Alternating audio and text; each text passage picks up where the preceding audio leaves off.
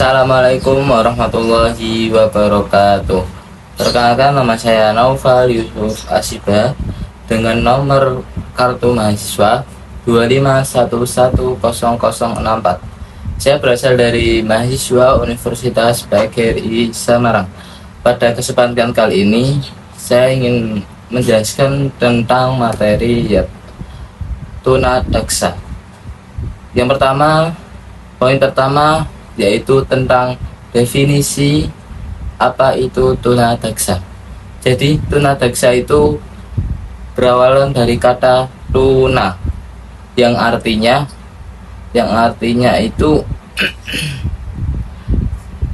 kurang, dan daksa yang berarti secara arti itu tubuh. Jadi secara umumnya tunadaksa diartikan sebagai cacat tubuh, cacat fisik, dan atau cacat ortopedi.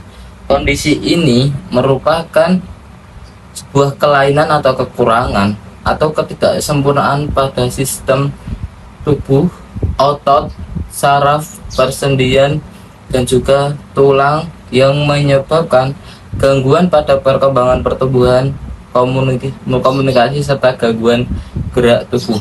Menurut Whitehouse tahun 1931,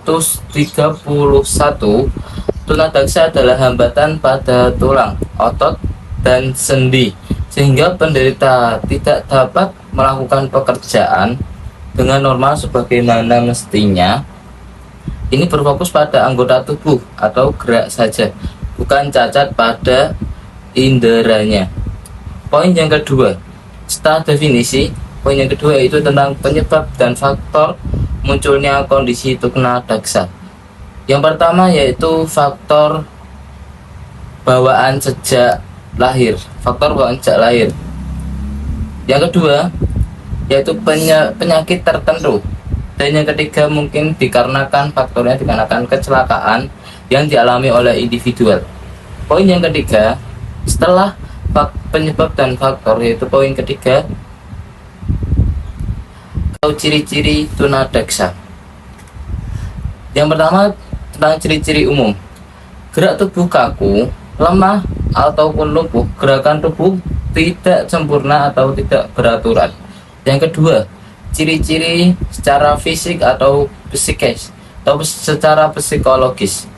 Keterbatasan koordinasi otot atau koordinasi dengan motorik. Dari segi kecerdasan mereka cenderung normal atau bahkan di atas rata-rata. Secara psikologis, mereka sering mengekspresikan kemarahan, kekecewaan mendalam, sehingga depresi atau frustasi itu akan muncul. Poin yang ketiga tentang ciri-ciri atau karakteristik tunadaksa, yaitu tentang ciri-ciri sosial.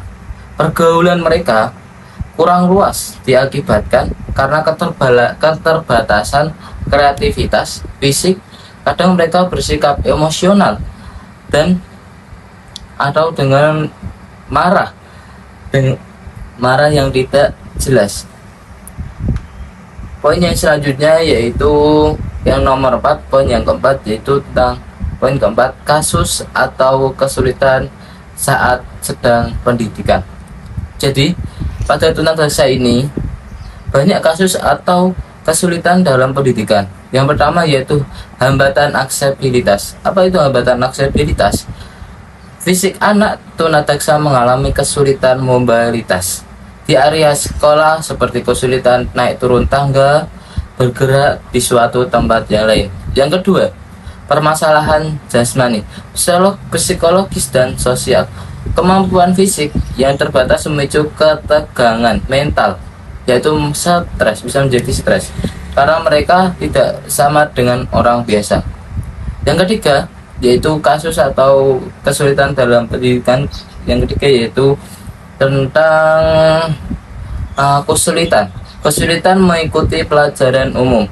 Yang dimaksud kesulitan dalam pelajaran umum di sini yaitu tanpa adanya penyesuaian materi atau layanan khusus.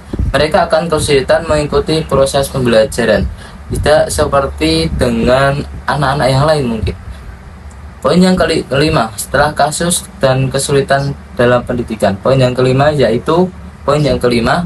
hal yang dapat dilakukan untuk mengatasi kesulitan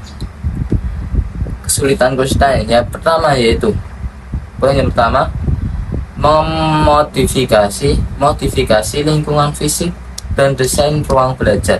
Jadi sekolah harus mendesain sedetail mungkin untuk ruang belajar khusus, seperti menetapkan siswa tunadaksa di kelas yang jalurnya tidak dilewati oleh orang lain atau oleh anak tangga. Yang kedua, penyediaan alat penopang khusus. Penyediaan alat bantu ini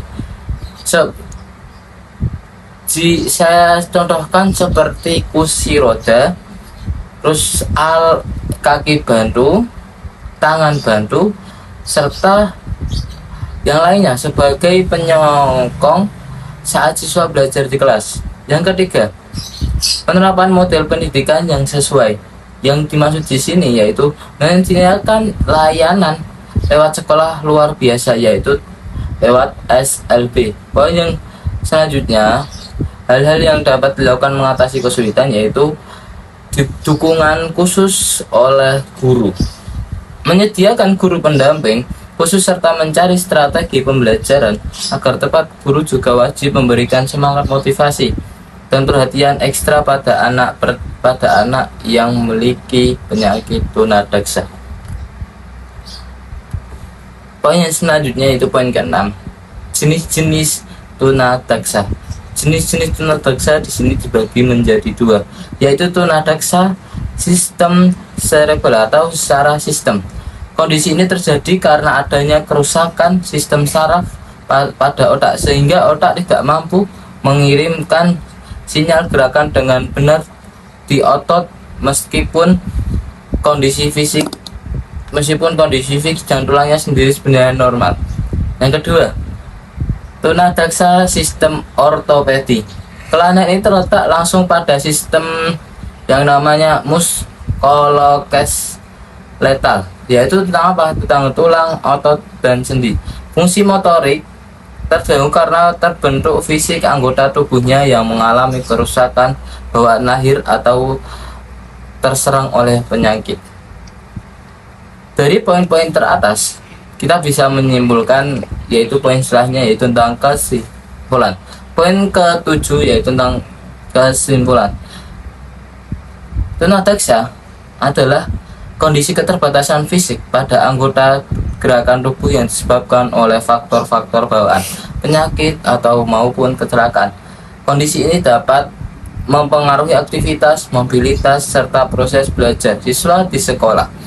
Selain hambatan fisik, anak tunadaksa juga sering mengalami yang namanya kesulitan sosial dan psikologis, seperti kurangnya percaya diri dan diskriminasi dan dari lingkungan sekitar. Untuk membantu proses pendidikan tersebut, diperlukan yang namanya strategi pembelajaran yang sesuai, seperti penyediaan fasilitas yang mudah diakses, alat bantu khusus, pendamping guru, serta penerapan pembelajaran individual dan inklusif.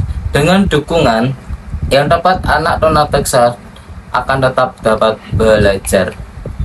Sekian dari saya, kurang lebihnya mohon maaf. Wassalamualaikum warahmatullahi wabarakatuh.